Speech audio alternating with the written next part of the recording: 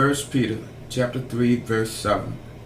Husbands, live with your wives in understanding, showing honor to her, so that your prayers may not be hindered. She is heir with you in the grace of life.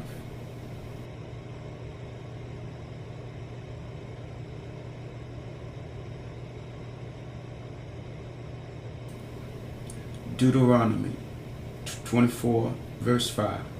If a man has recently married, stay at home as often as you can and bring happiness to your wife.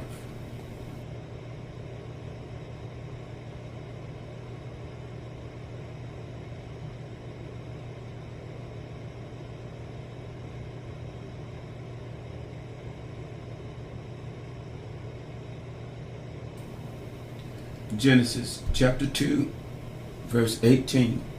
The Lord God said,